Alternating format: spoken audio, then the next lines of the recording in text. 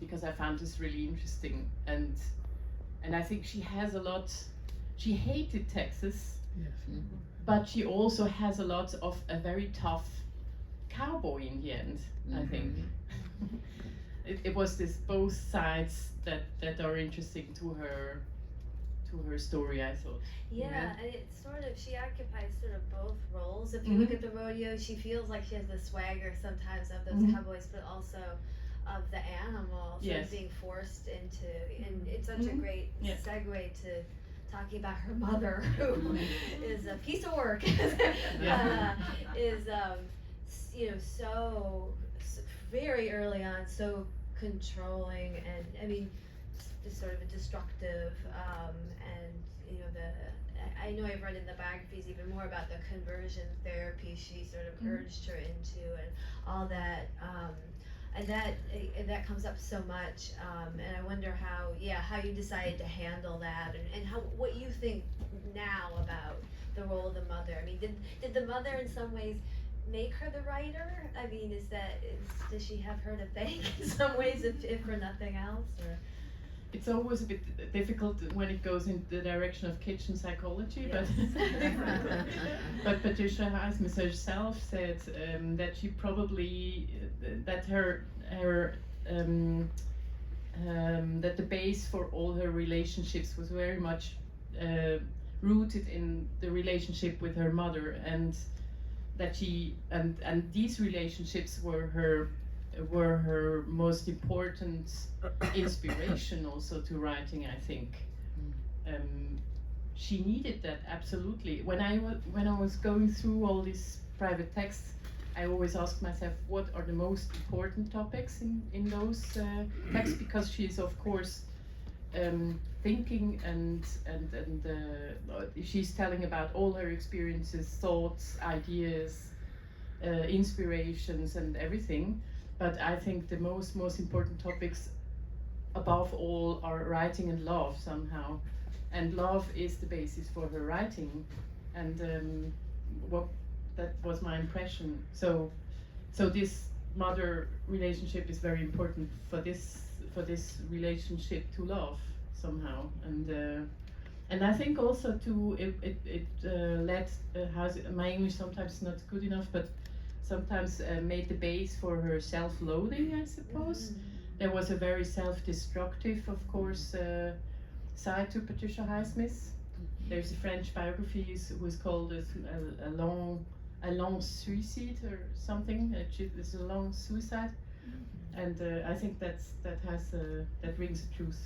Yes, I mean, I think it comes up a lot in the biographies too, just how, I mean, she couldn't let it go. I mean, they really had a calamitous until finally she sort of cut ties with her. But it was quite a while into her adulthood, and it seems like, I mean, Mary J. Meeker has a really incisive interpretation of it that you know, she couldn't get over her mother, and her mother was a bitch. But it seems that sort of internalized homophobia seems to it could have come from anywhere at that moment in the culture, but it seems like it came most intensely from her mother, because it's such an early age, you know, sort of saying to her, you know, what's that awful quote about you're starting to seem like a les, or that sort of.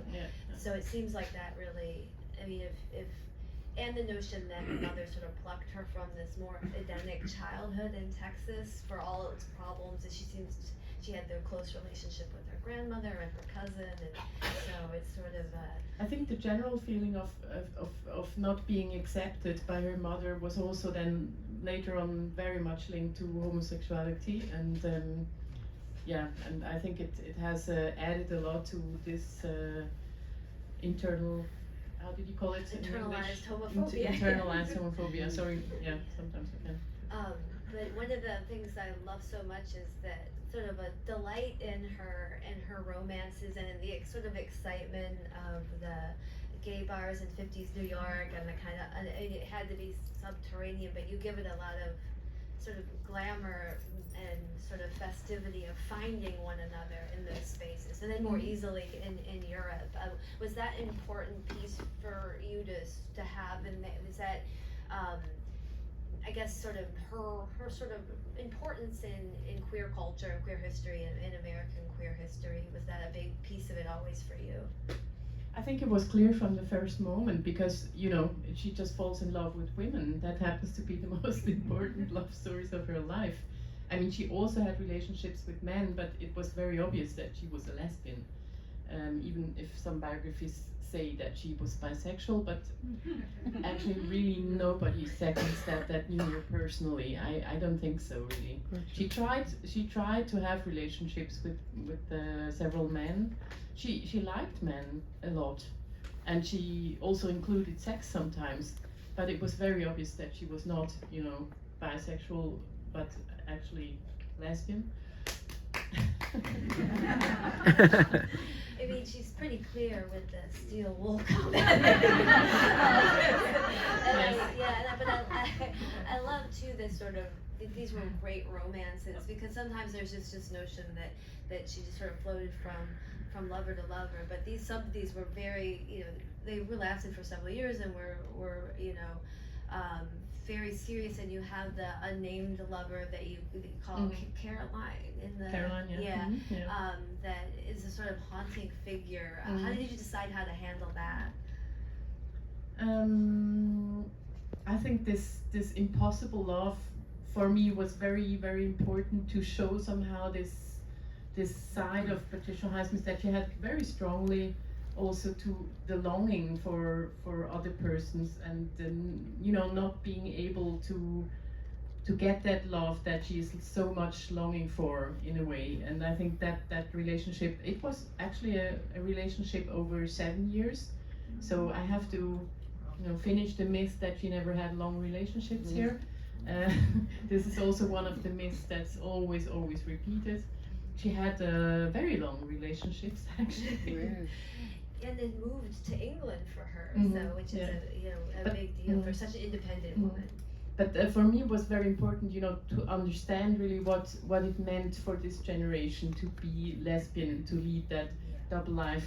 And besides, and what I discovered was that besides all the problems and the huge conflicts and huge tragedies also that occurred to these women, there was also a side of a great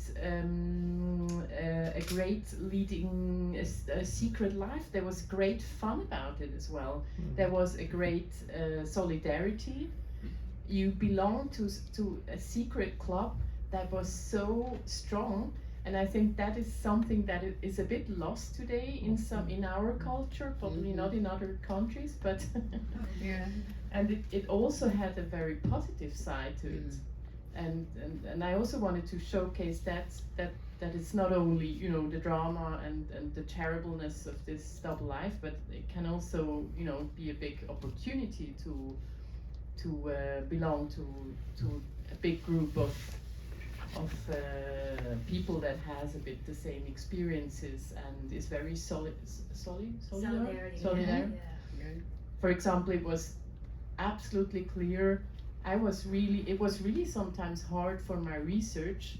I didn't know the names of several women, and it was clear nobody would ever spill the beans. The people were really protecting each other, and these women were protecting each other, and I found it very impressive. But for my research, it was sometimes frustrating. And at some point, for example, the English woman, I just couldn't find out her name basically for 2 years, and then at some point somebody just slipped the name, and I was like, oh my god, now I can research her address. And when I came there, they were really moving the stuff out of the house because she had just died. I was just a little too late. So I think probably we have a few questions from the audience, so why don't we see who. Folks, if you have a question, give me a wave. I'll come around with the microphone. I'm gonna go to this gentleman first here. Thank you. Such an impressive collection of film footage of her. Who was taking the filming of her? She's supposedly living alone, and we have so much incredible film footage. And I have a second question after this, but you could answer this one, please. Actually, this is film footage from very different television stations who made reportages. They, at that time, had real cameras, nice film cameras, lighting even for documentary reportage, and a sound person. So it's wonderful footage actually that we could use. It's from BBC, from the Bayerische Rundfunk, a German television station, from a French television station, but it's all television basically, and it's all short films. Thank you. My second question is, could you tell us about her anti-Semitism? Yeah, the anti-Semitism is of course always coming up, and I find it's a very important question, and it was for me also a very important topic in doing the research, because I was aware, of course, of that side of her, and I was asking everybody, how was it? Did you ever encounter anything like that? And for example, Monique Buffet told me, I would really tell you, and she told some nasty stuff. She wouldn't hold back or protect her or anything like that, but she would really say, I'm really sorry, I would tell you, but I never experienced anything like that. I mean, she was part of Amnesty International, and we talked, in a very, very different way.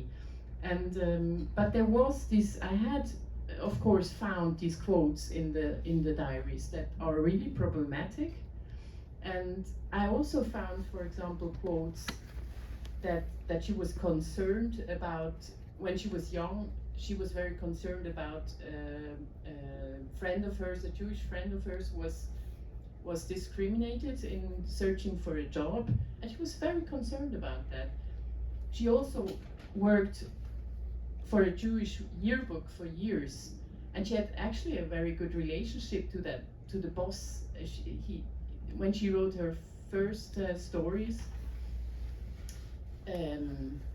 she consulted him because she had she esteemed him. Yes.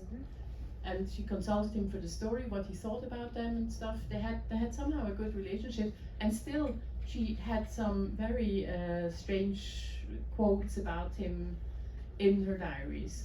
Do you think it could be connected to I guess the internalized homophobia that it just sort of other minorities, that it sort of turns in later life, particularly turned against itself? I think that is part of the game. I think also it's a matter of the time and the culture she comes from. For example, we have been filming also in Alabama because her grandparents, which were so important for her, came from Alabama, and they came from a cotton plantation, and you can imagine this cotton plantation had a lot of slaves. So she came from a background really completely racist. And what shocked me most was that when we were filming there, the people that now lived there were absolutely proud of that house. It's a very nice, typical cotton plantation house with this white, pillars, and everybody was just very proud of it. There was no question about, the past that was there. In the garden you could even find the headstones. You could even find the foundations of the slave huts and stuff. And I thought, okay, that's where she comes from. It explains a lot. I mean, it doesn't excuse everything, but it explains a lot why probably she has developed that side in her older age. We have a question right here, Megan. You talked about how she both stayed very much the same from the age of 6 or thereabouts onward. I'm curious as to what you think, or how you think she changed and evolved over her life. For me, it was really like to read those. I started with the notebooks, and I read through the notebooks, and I really had the feeling at some point there was a turning point in her life. It had to do with this relationship with the English woman, and after that she developed some kind of bitterness that wasn't there before, and it always grew bigger. And I think alcohol didn't help much as well. I mean, she was a severe alcoholic, of course, and I think that doesn't help in being able to think very. She was a clear thinker until the end of her life, but somehow the black and white thinking gets a bit bigger. There's also a tendency of trying to shock people. That was very important for her, I think. She always tried to shock people in a little. And funnily enough, also the mother had that tendency. She always, they had a culture of telling the most terrible jokes in the family to shock people. And I think that also plays along with that tendency as well. But it's really difficult, to explain it all. I can't tell you, but I think it's very important to put it somehow in a place that it is not the only thing that dominated her life or something like that. That's just bullshit. That's not true. No, I think that's what you gave us. That it's such a rounder portrait than some of the, as we say, the sort of the myths that sort of dominate. But this was such a pleasure. Thank you all for coming. I think we have time for we'll take 2 more. Could you speak a bit more to establishing contact with her partners and sort of how willing they were to speak about her, because they, just sort of overcoming, that culture of having to stay hidden and, be quiet about her love life? Actually, I started with Mary Jane Meeker because she had written the book about her time with Highsmith. She had written a book called A Romance in the 50s, and it somehow reflected very much a bit the same view that I had on her life, and so she was very important from the first start. But she said, I have already written the book, why should I appear in the film? It's all out there. That's right. Can you not just, film the book? She always said that. It's probably not so interesting. And she really basically never said yes to being in a film until we went there with the camera and just kneeled on the floor, and she gave us this one interview. And the other women, I think it was important for them, to let the public know about the Patricia Highsmith they had experienced, which was such a different Patricia Highsmith than her public image. And I think that was the reason why they decided to open up about all these things. We'll take one more, and then folks, let's move into the lobby and continue the conversation with our incredible guests. Hi, I'd like to thank you for your documentary because like the new Montgomery Clift documentary, it kind of is further evidence that there's obviously all the problems come from the hate, not somebody's sexuality or any demographic. And so I was just wondering if you thought of your documentary in that context, or anything along that line. Actually, I find it very interesting to look at, the last book of Patricia Highsmith, what it is about, because it's the first book that she openly writes that is in the gay scene. It might not be the best of her books, but it tells about the violence against somebody's murdered because he's gay, and this is the beginning of the whole story. And I think it was very interesting to see that also for her this violence against gay people somehow, and in the end of her life, was clearly a very important topic. Yeah. And I think a lot of the violence that is in her stories might have very much to do with that as well. I mean, the violence that she herself experienced. She was very, very unviolent. That's really, but it was something that fascinated her in one way, but because she could not understand it at all. She told that in interviews on and on. It really puzzled her completely if somebody is violent, and she was really like a person that couldn't kill a fly or something. Yeah. She was really an absolutely unviolent person, but this is why she wanted to understand it so much, I think. And such a great ending, her putting her name on Price of Salt on Carol, which really shows that how much things had changed by the end, which is a wonderful ending to it. Well, thank you so much. Well, thank you very much to Megan Abbott, Eva Vitija. Folks, let's go into the lobby and continue the conversation. Thank you.